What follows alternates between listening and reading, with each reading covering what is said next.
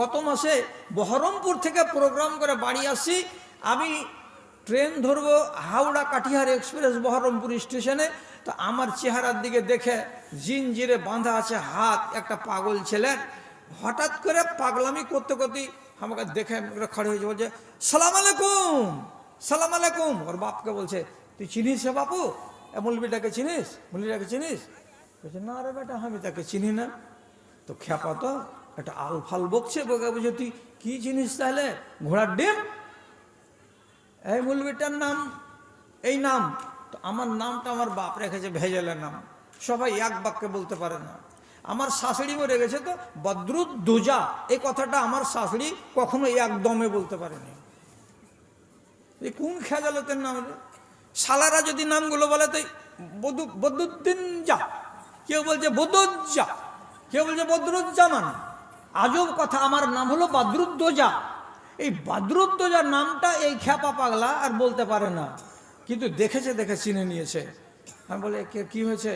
এই যে ডাক্তার হাসানের কাছে এনেছিলাম, এই 18 বছর বয়সের এত সুন্দর ছেলে, ক্লাস 9-এ পড়ছিল, এমনি বকতে শুরু করে দিয়েছে, হজা বলো হজা বলো বকছে।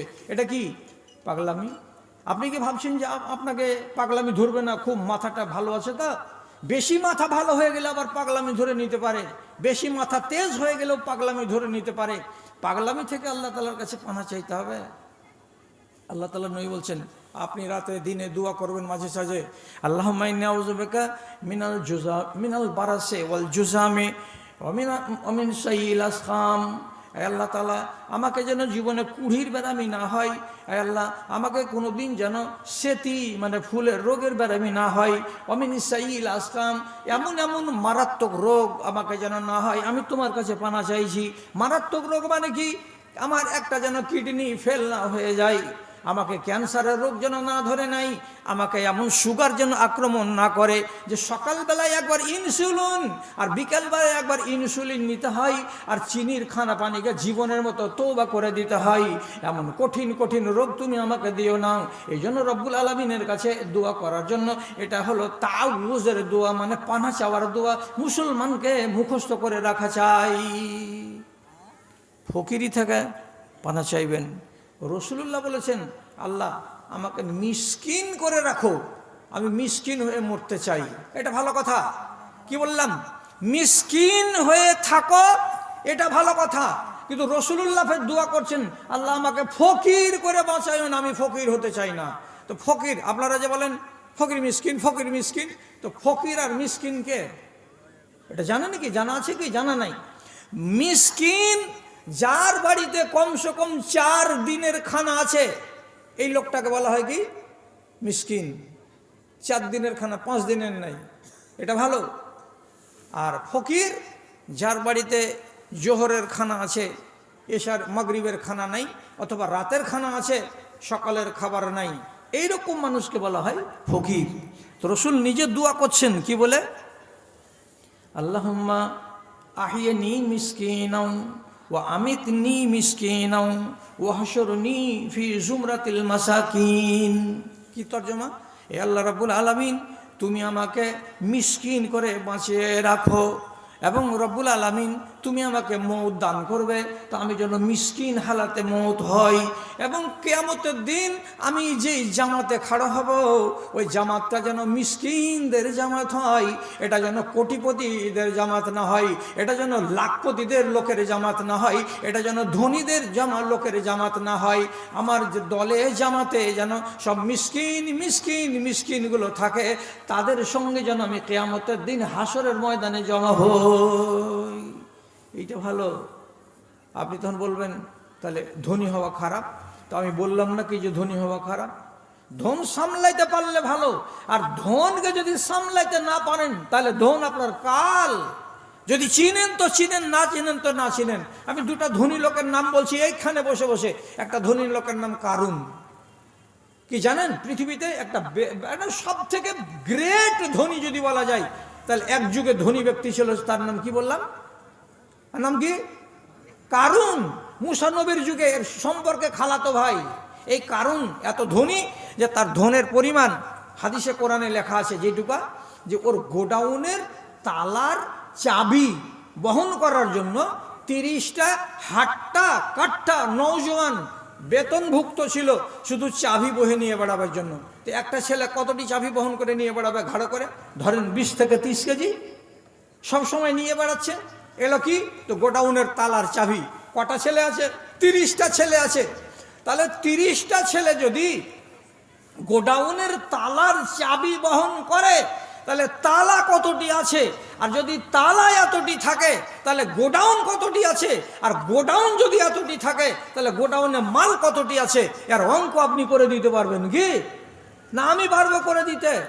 এত বড় কোটিপতি কোটিপতি মিলিয়ন মিলিয়ন টাকার মালিক। এই কারণ ধনী হয়েছ ভালো কথা, নবী মুসা দোয়া করে দিয়েছিলেন, ধন বেড়ে গেছে।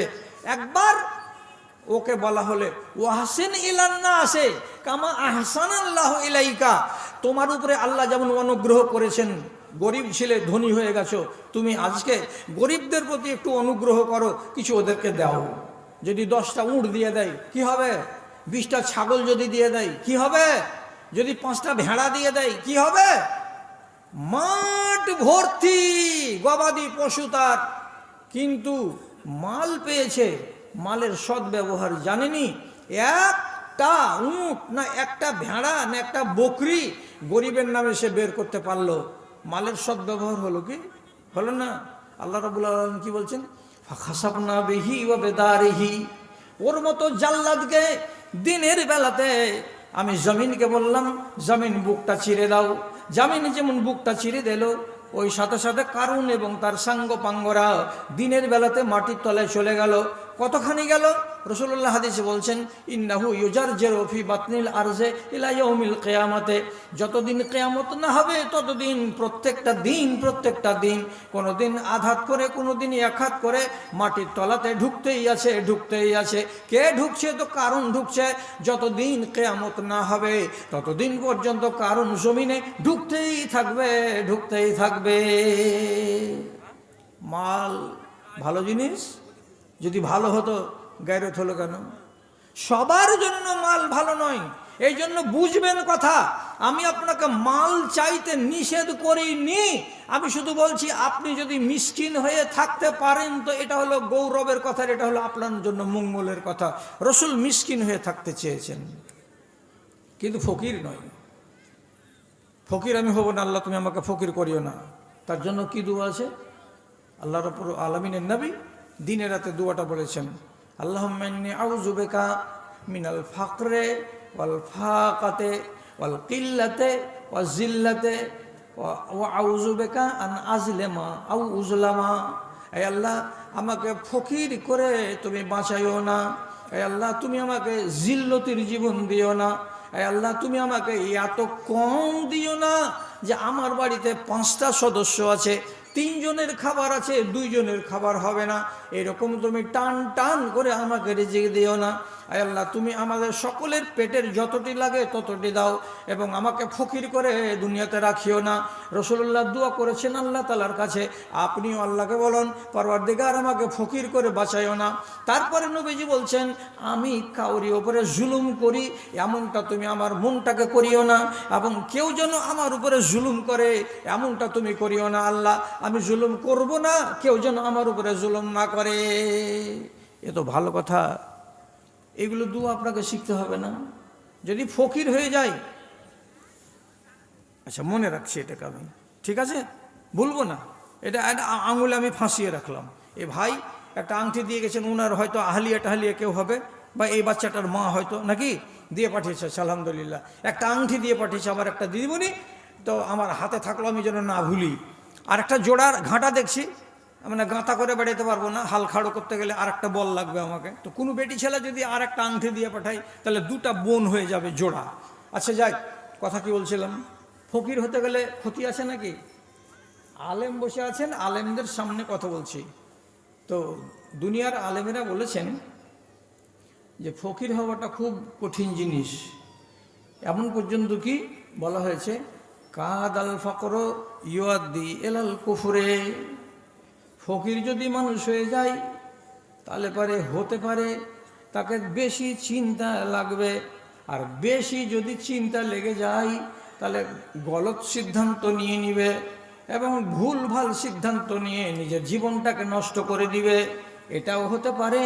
অথবা ফকির যদি মানুষ হয়ে যায় তাহলে তাকে কাফেরের দরজা পর্যন্ত নিয়ে চলে যায়, এবং অনেক মানুষ কাফের পর্যন্ত হয়ে যায়। ফকির হলে দুটা ক্ষতি: এক, খারাপ সিদ্ধান্ত নেওয়া; দুই, কাফেরের পর্যায়ে পৌঁছে যাওয়া। কি দিয়ে বুঝাবো? যত ধন কমবে তত মাথাতে বোঝা বাড়বে, আর বেশি বোঝা হয়ে গেলে আপনার তখন জীবনটা আপনাকে ভারী লাগবে। কত লোক তখন বলে, বেটি চাইছে স্কুল ড্রেস, দিতে পারি না; বাড়িওয়ালি চাইছে সায়া, দিতে পারি না। এখন কি ডাল ভাত খাবো, এ মাসে তো চাউলের জোগাড় নেই, টাকা পয়সা পকেটে নেই, জুটাতে পারি না। যখন বেশি চিন্তা চারিদিক থেকে ধরে নিবে কিনা, তখন মানুষ খারাপ সিদ্ধান্ত কি নাই, শালাকে জান দিয়ে দেবো, ট্রেনের তলে ঝাঁপ দিয়ে দিল, মরে গেল, ঝামেলা শেষ। পাহাড়ে চড়লো, ঝাঁপ দিয়ে দিল, মরে গেল, ঝামেলা শেষ। কতগুলো মেয়ে ছেলে বলে কি স্বামীর জুলুম আর থামতে পারি না গে খালা, কত সোহা সোহা সোহা সোহা, আমার কলেজা ছেদ হয়ে গেল, ঘা হয়ে গেল, আমি আর বাঁচবো না। ও রাগ করে করলো কি, বিষ খেয়ে নিল, বিষ খেয়ে নিয়ে জীবন দিয়ে দিল। ও মনে মনে বলছে আমার ঝামেলা শেষ। তো চিন্তা যদি মানুষের বেশি হয়ে যায় তাহলে মানুষ ভুল ডিসিশন নেয়, এটা হলো এক।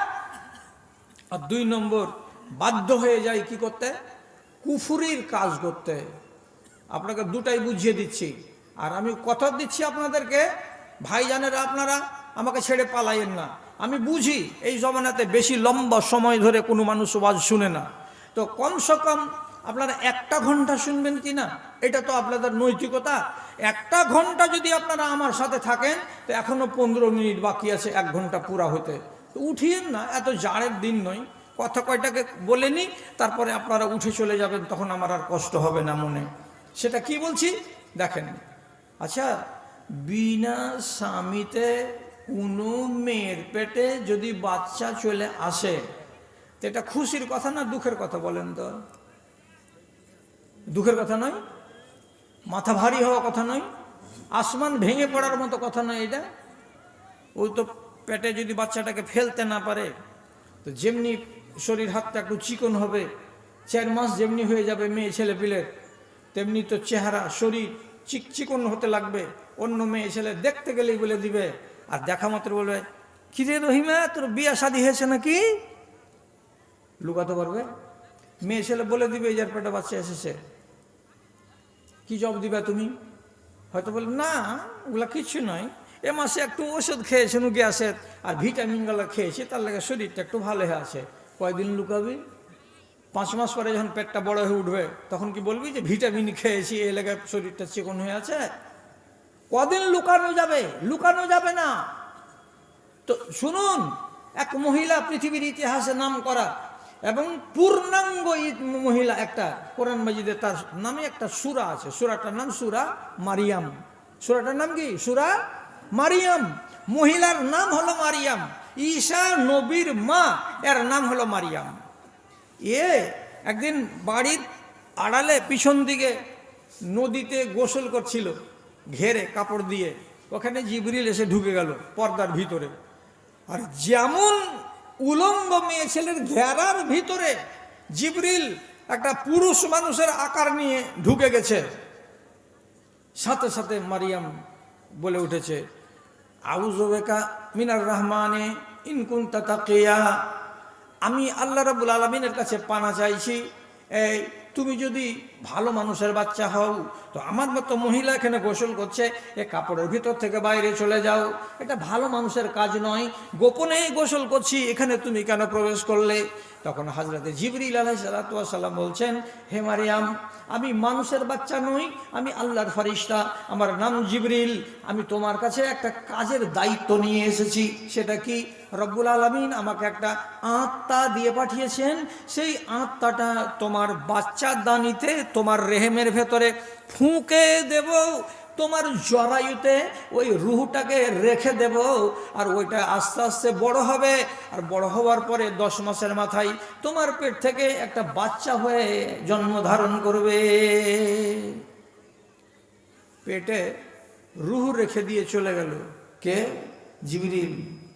ভ্রূণটা বড় হতে লাগলো, বড় হতে হতে হতে যখন 9 মাস পুরা হয়ে গেছে, মহিলা বুঝতে পারছে এখন পেটের বাচ্চা আর ভিতরে থাকবে না, বাইরে চলে আসবে। তখন কি করলো?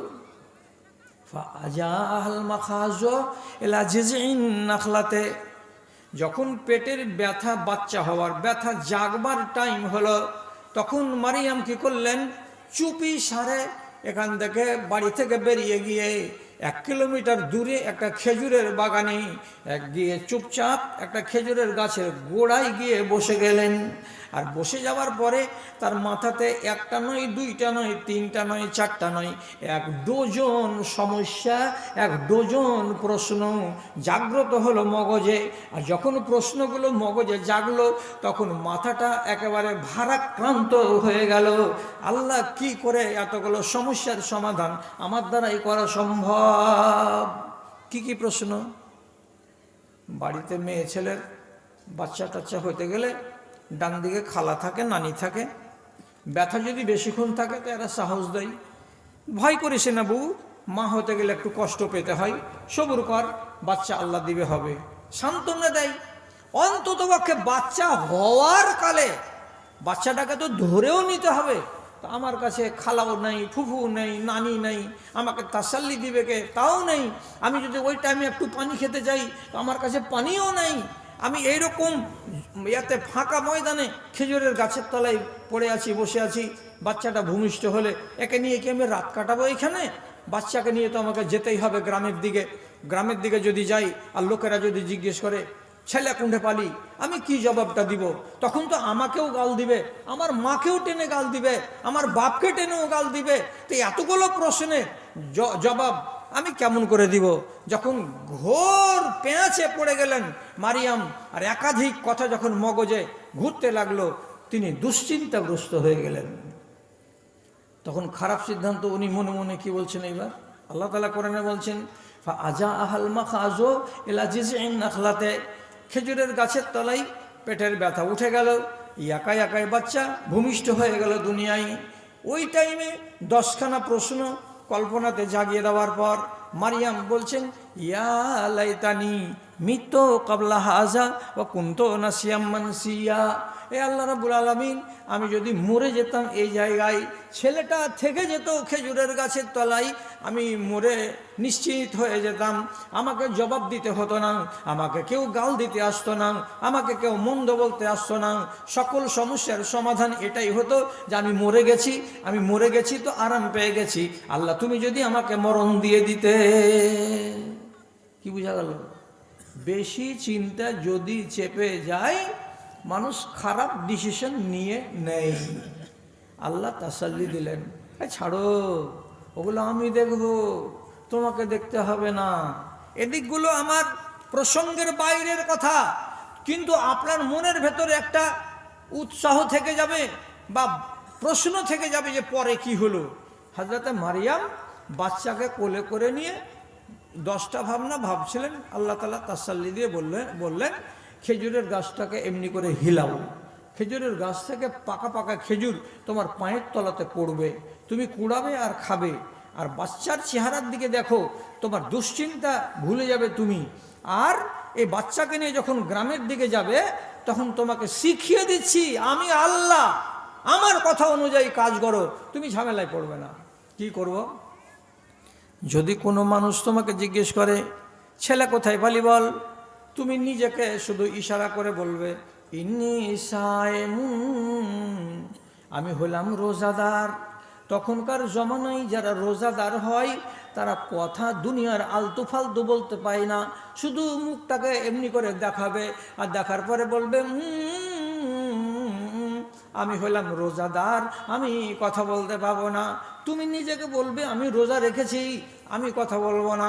তখন মারিয়াম বলছে, আল্লাহ আমি যে কথা বলবো না, তো লোকটা যে বলছে ছেলে কোথায় পালি, এর জবাবটা কি হবে?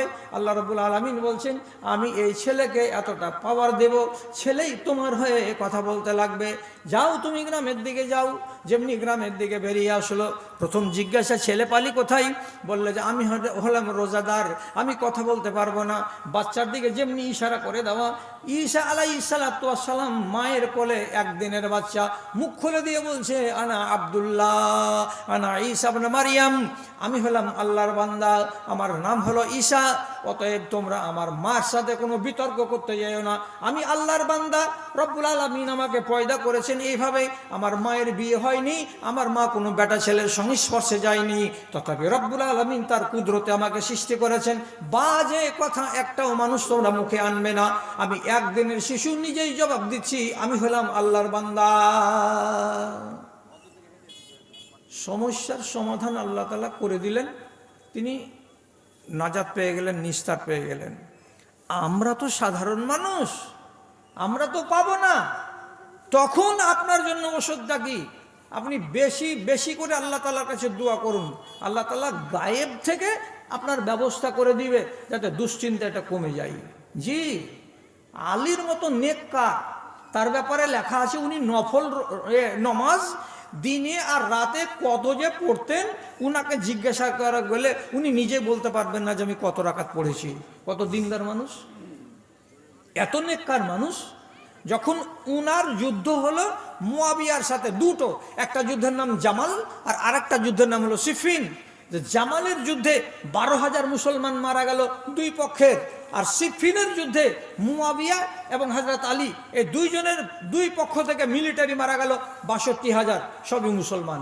কি শুনছেন কথা না বুঝছেন কথা? কি করছেন, শুনছেন তো? একবার মারা গেল 12,000 আর আরেকবার মারা গেল 62,000, সব মুসলমান। তখন হযরত আলীর মাথা এমন খারাপ হলো, মনে মনে বলতে লাগলেন, আল্লাহজি, আচ্ছা একটা মহিলা 500 টাকা দিয়েছে, দোয়া চেয়েছে, দোয়া দিচ্ছি। তো একটা মহিলা একটা আংটি দিয়ে গেছে, খালারা জোড়া বানাবো তার জন্য ঘাটা দেখছি, দোয়া শুরু করিনি, কোন একটা মা খালা একটা আংটি দিয়ে পাঠাও, জোড়া যেমনি হবে কাজ শুরু করে দেবো ইনশাল্লাহ। হ্যাঁ তো বলছিলাম, মনের দুঃখে হযরতে আলী রাদিয়াল্লাহু তাআলা আনহু যখন মাথা ভারী হয়ে গেছে চিন্তার জ্বালায়, তখন রাতের বেলায় দোয়া করছেন আল্লাহ তাআলার কাছে। কি বলেন? আল্লাহুম্মা খুজনি ইলাইকা লাকাদ সাইমতু আনহুম ওয়া ইন্নাহুম কাদ সাইমু আন্নি। এ রব্বে করিম, আমাকে তুমি তোমার কাছে ডেকে নাও, আমি দুনিয়াতে থাকতে চাই না। এর মানে কি? আল্লাহ তুমি আমাকে মওত দাও, আমি মরে যেতে চাই। কেন? দুনিয়ার মানুষ আমাকে সবাই এক বাক্যে নেতা বলে মেনে নেয় না, দুনিয়ার মানুষ সবাই এক বাক্যে মুয়াবিয়াকেও নেতা বলে মেনে নেয় না। অর্ধেক লোক তাকে মানে, অর্ধেক লোক আমাকে মানে, এটা নিষ্পত্তি হচ্ছে না। তার কারণে দুইটা লড়াই হয়ে গেল, আর 62,000 লোক, 12,000 লোক মার্ডার হয়ে গেল। আমার চিন্তায় মাথাটা ভারী হয়েছে। এই জন্য আল্লাহ তোমার কাছে দোয়া করে বলছি, আল্লাহ তুমি আমাকে ডেকে নাও, তোমার কাছে আমি দুনিয়ায় থাকবো না। দেখছেন কি রকম দোয়া আসছে? তো কথা শেষ করে দিচ্ছি, আর আপনাদেরকে ব্যস্ত করব না। একটা পয়েন্ট থেকে গেছে, শুধু ওটা বলি যে ফকির দরিদ্রতা যদি বেড়ে যায় তো মানুষেরা করে কি? কুফুরি পর্যন্ত করে বসে। কুফুরি কাকে বলে? এমন একটা কাজ করে দিবে যে কাজটা করতে গেলে মানুষ কাফের হয়ে যেতে পারে, এত সাংঘাতিক কাজ করে দেয়। কেমন করে বলবো আপনাকে এর ব্যাপারে? শুনুন, বানি ইসরায়েলদের মধ্যেকার একটা লোক ছিল, তার নাম হলো কিফিল। লোকটা ডাকাতি করেছে, রাহাজানি করেছে, পরনিন্দা করেছে, মার্ডার করেছে, কাফেলাকে লুটেছে, ব্যভিচার করেছে কত কত নারীর সাথে। জুয়ান টকটকে তাজা ছেলে এই অন্যায়গুলো করে যেত। একবার দেশে দুর্ভিক্ষ দেখা দিল। যখন দুর্ভিক্ষ দেখা দিল তখন ওই মহল্লার একটা যুবতী মেয়ে ছেলে এর কাছে এসে বলল, ভাই কিছু যদি টাকা ধার না দাও তাহলে সংসার অচল, মা বাবা না খেয়ে মরবে, আমিও না খেয়ে মরবো। তো কিছু তোমার অনেক টাকা পয়সা, তুমি যদি আমাকে কিছু টাকা ধার দিতে তো বড় উপকার হতো। কিফিল বলছে, টাকা ধার করতে এসিস? মনে মনে তোকে আমি আজ 2 বছর ধরে ফলো করছি, কিন্তু তোকে সাহস করে বলতে পারি না যে তুই কোনঠে আগুন লাগিয়ে দিবি। তোকে একবার পাওয়ার জন্য আমার মনটা ব্যাকুল আছে, আমার মনটা উদ্গ্রীব হয়ে আছে। তোকে যদি একবার পাই তাহলে আমার মনের তৃষ্ণাটা মিটে যায়। কতটি লাগবে টাকা? বলছে 100 দিরহাম দাও। ধার, ধার চাইতে এসেছে, পেটের খানা করবে তার জন্য। কিফিল বলছে তোমাকে ধার নয়, পকেট থেকে বের করে হাতে ধরিয়ে দেব, শোধ দিতে হবে না একটাও কানা কড়ি। শুধু শর্ত হলো একটাই, কোনো একদিন আজকে ধার নিয়ে যাওয়ার পরে 3 দিন 4 দিন 5 দিনের ভেতরে কোনো একদিন তুমি আমার সাথে দেখা করো নির্জনে, নিরিবিলিতে, রাতের বেলায়। তোমার সাথে আমি মিলিত হব, তোমার আবরুকে আমি একবার লুটে নেব, তোমাকে একবার ব্যবহার করব, তোমার সঙ্গে আমার সম্পর্ক একবার কায়েম হবে। একবার যদি তোমার সঙ্গে আমি সম্পর্ক করতে পাই তাহলে 100 দিরহাম তোমার কাছে আমার বড় কথা নয়, সব কটি তোমাকে মাপ দিয়ে দেওয়া হবে, তোমার কাছ থেকে একটা কানা কড়ি ফেরত নেওয়া হবে না। বুঝতে পারলেন কত বড় কথা বলছে? মায়ের জাতি নারীরা সব, মায়ের জাতি নারীরা সব বিকায় যে বাজারে, ইজ্জত হাতে পেটের দায়ে ঘুরছে দাঁড়ে দাঁড়ে রে, ঘুরছে দাঁড়ে দাঁড়ে। লোকে টাকার লোভ দেখিয়ে করছে নাজেহাল। এসো যুবক, এসো সেবক, এসো মনের লাল। মায়ের জাতি ঘুরছে কত দেশে। দাদারা আমার, এমন কথাটা যখনই শুনতে পেল এই মহিলা চমকে উঠল, আর দেওয়ার পরে বলছে সুবহানাল্লাহ। কি কথা কইছে রে, ইজ্জত দিব একবার ওকে, এর বিনিময়ে 100 দিরহাম ফিরিয়ে নিবে না? তাহলে পেটের দায়ে আমি আমার ইজ্জত বিক্রি করব? না হতে গেলে আমার মরণ, আমার বাপ মায়ের মরণ, না খেয়ে না খেয়ে মরব? না, নিব না তোর টাকা। টাকা নিবি না তো মরগা, মরাও তো যাবে না না খেয়ে। চিন্তা ভাবনা করার পর সে সিদ্ধান্ত নিল কি, হ্যাঁ জি ভাই টাকা নিব। টাকা নিয়ে নিল 100 দিরহাম। কথা হলো রাতের বেলায় তুমি নির্জনে আমার সাথে দেখা করবে। পরের দিন রাত্রি 8টা-9টার সময় নির্জনে আমের বাগানে, খেজুরের বাগানে গিয়ে মিলিত হয়েছে। এই লোকটা ওই মহিলাকে জামিনে শুইয়ে দিয়েছে। তারপরে হাদিসে লেখা আছে আর আদানিয়া জাহাদা বেহা, চাঁদির একটা বালা এসছে, 2টা আছে আলহামদুলিল্লাহ। চাঁদির আর একটা গয়না এসেছে, মাশাআল্লাহ, ভালো লাগলো। আংটির ঘাঁটা দেখছি মাখালা, এখনো জোড়া হয়নি। আওয়াজ ছেড়ে দেবো এখন, কিন্তু টাইম হয়ে গেছে। ভাইয়েরা আটকে রেখেছে, খালি এই আর কয়েকটা মিনিট হলে হতে গেলেই ঘন্টা পার হয়ে যাবে বলে। তো এবার ওকে যখন জমিনে শুইয়ে দিয়েছে, দিয়ে একজন পুরুষ লোক হিসাবে ওর সঙ্গে যেভাবে প্র্যাকটিক্যাল করতে যাই, ঠিক ওর সাথে প্র্যাকটিক্যাল করতে যাবে, মিলন করতে যাবে, এই রকম মুহূর্তে মহিলাটা কেঁপে কেঁপে উঠছে, একবার করে চমকে চমকে উঠছে। তো জিজ্ঞেস হচ্ছে লেমাজা তার তায়েদো, এই বেটি ছেলে, তোমার সঙ্গে আমি গোপন কাজটা এখন করতে যাচ্ছি, এই টাইমে তুমি চমকে চমকে উঠছো কেন, নড়ে নড়ে উঠছো কেন, হিলাটোলা করছো কেন? ব্যাপারটা আমি কিছু বুঝতে পারি না। তোমাকে কি জোর করে তোমার বাড়ি থেকে টেনে এনেছি নাকি? তা তো আমি করিনি। তোমাকে টাকা দিয়েছি 100টা, তার বিনিময়ে তোমার ইজ্জতটাকে নেব। তুমি রাজি আছো, আমি রাজি আছি, তারপরে এই রকম কাজ কেন তুমি করো? বলছে যে ভাই, মতিউর রহমানের মা, ও মায়ের নামে 1000 টাকা, মাশাআল্লাহ, ঠিক আছে। তো বলছি এই জন্য আমার ভিতরটা কাঁপছে যে ইন্নি মা ফালতো জালেকা ফি হায়াতি, এ কাজ আমি জীবনে করিনি ভাই, জীবনে করিনি, কিন্তু আজকে বাধ্য করেছো তুমি এই অন্যায় কাজ করতে।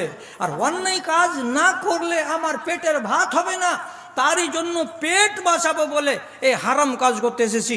আর আল্লাহকে বলে যখন ভয় হচ্ছে, তখন ভেতরটা এমনি করে দুরু দুরু দুরু দুরু করে কেঁপে উঠছে, এছাড়া অন্য কোনো কারণ নয়। আমি কাঁপছি তো কি, আমার কম্পনের দিকে তুমি দেখিও না, তুমি তোমার নিজের কাজ করো। আমি কাঁপছি আমার আল্লাহর ভয়ে, তুমি তোমার কাজ করো, তোমার যদি মনে আল্লাহর ভয় না থাকে তো। বেচারি মহিলার কথা শুনে ওখান থেকে সরে গেল, যে বলছে উঠো, খাড়ো হও, কাপড় ধরিকে সব সামটিয়ে নাও। সামটে নিয়ে খাড়ো হয়ে আছে, বাড়ি চলে যাও। মহিলা বলছে, তুমি আমার শরীরটাকে নিতে চেয়েছিলে, একবার নিবে না? না, যাও, তোমাকে আমি রেহাই দিয়ে দিলাম। টাকাটি কবে শোধ দিতে হবে? না, তোমাকে টাকা লাগবে না, আমি তোমাকে টাকা মাফ করে দিলাম, তোমার টাকা মাফ, তোমাকে ব্যবহার করলাম না, তুমি খুশি মনে এখান থেকে চলে যাও, তোমার উপর আমার কোনো দাবি দেওয়া থাকলো না। মহিলা চলে গেল নিজ বাড়ি। আর এই আল্লাহর বান্দা যুবক ওখান থেকে 10 পা হেঁটে গিয়ে উপর দিকে হাত তুলে দিয়ে আর মুখ তুলে দিয়ে খ্যাপা পাগলের মতো করে চোখের পানি ঝরাচ্ছে আর কাঁদছে, এ আসমান জমিনের মালিক, একটা মহিলার সঙ্গে আজকে মিলন করতে এসেই আমার মগজের তালা খুলে গেল, আমার চোখের দরজাটা খুলে গেল। মহিলা একবার এসেছে আমার সঙ্গে অন্যায় কাজ করতে, তার জন্য তার ভিতর কাঁদছে তোমার ভয়ে। আর আমি যে 20 বার 30 বার করে কত কত মেয়ে ছেলের সঙ্গে একু কাজটা করলাম, আমার ভেতর তো জীবনে কাঁদেনি তোমাকে বলে, অথচ তুমি তো আসমান থেকে সবই দেখছো রে মালিক। তাহলে ও যদি একবার করতে গিয়ে ভয় পাই, তো 20 বার করতে গেলে আমাকে কতটা ভয় করা চাই? মাপ দাও আল্লাহ, মাপ দাও, মাপ দাও আল্লাহ, মাপ দাও, ভুল করেছি আল্লাহ, আমাকে মাপ দাও। চোখের পানি ছড়িয়ে কান্না করতে লাগলো, পাগলের মতো মাঠে একবার ডান দিকে যাই, বাম দিকে যাই, বাড়ি যাই না, এই করে করে করে করে কেঁদে কেঁদে কেঁদে কেঁদে আল্লাহর কাছে ইস্তেগফার করে করে করে করে শেষ রাতের বেলায় বেলা 2টা 2:30টা রাত্রিতে বাড়ি গেল, বিছানায় শুয়ে গেল, ঘুম দিবে বলে ঘুম এলো না, একবার এইদিকে একবার ওই দিকে করতে করতে ওই রাত্রিতেই নিজের বিছানায় সে মরে গেল, বাঁচল না। এইবার সকালে খবর হলো কিফিল মারা গেছে। কে জানাজা পড়বে কিফিলের? একটাও লোক আসবে না কেন যে কিফিল হলো একটা গুন্ডা লোক।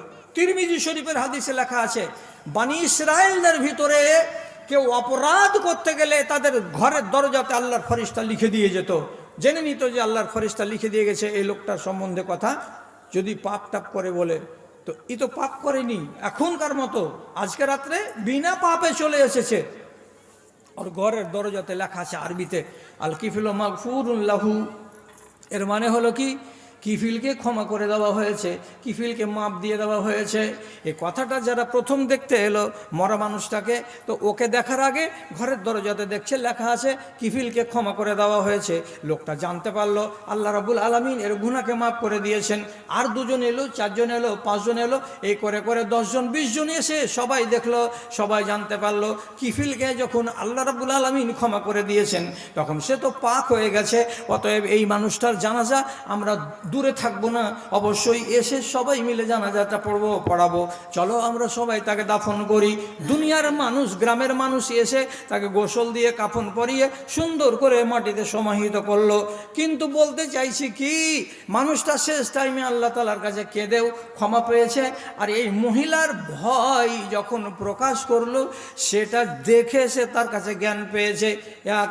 2 নম্বর কথা, যেটা মেন কথা, গরিবী যদি মানুষের বেড়ে যায়, তাহলে মানুষ বাধ্য হয়ে কুফরি কাজ করার দিকে এগিয়ে চলে যায়।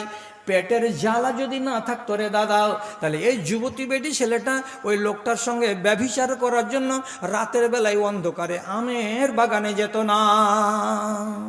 যদি হয়ে যেত আল্লাহ না করে এই কাজটা, তাহলে কি হতো? এই কাজটা হচ্ছে কুফরি কাজ। কত সাংঘাতিক কুফরি কাজ! যখন ব্যভিচার হয়, ইমান দিল থেকে বেরিয়ে উপরে চলে যায় আর মেঘের মতো চলে বেড়ায়, আর বলে আমি ওই অন্তরে ঢুকবো না যতক্ষণ ওই অন্তরে কুফুর ঢুকে আছে। কুফুরকে বের করো, তাহলে আমি ইমান ঢুকবো, আর কুফুরকে যদি বের না করো, তা আমি ইমান যে বেরিয়ে গেছি, তো ইমান তোমার বুকে আমি ঢুকবো না। কত সাংঘাতিক জিনিস, আপনি বুঝতে পারছেন? এই কাজের দিকে মানুষ চলে যায়। কেন চলে যায়? এ বাধ্য হইলাম। গরিব কেন করেছে আল্লাহ? তার জন্য গরিবী থেকে রেহাই পাবো বলে ইজ্জতকে বিক্রি করতে অনেক নারী চলে যায়। এই জন্য ওলামায়ে দ্বীন বলেছেন, আল কাদাল ফাকরু ইউআদ্দি ইলাল কুফরে, যদি ফকির হয়ে যাও তো তোমার দ্বারাই ভুল হতে পারে। অতএব আগেই তুমি রব্বুল আলামিনের কাছে দোয়া করো, পানা চাও। একটা দোয়াকেও মুখস্থ করবেন, আল্লাহুম্মা ইন্নী আউযু বিকা মিনাল ফাকরে ওয়াল ফাকাতে ওয়াল কিল্লাতে ওয়াজ জিল্লাতে ওয়া আউযু বিকা আন আজলিমা আও উজলামা। ভাই আমার কথা হলো, আমি তো চীনের বাবু। আচ্ছা আচ্ছা আচ্ছা, এই মৌলানা সাহেবের মরে যাওয়া মা তার এইটি গয়না, দুটা হলো চাঁদির বালা, আর দুটা হলো কানের গয়না, আর একটা হলো নাকের নাকছাবি।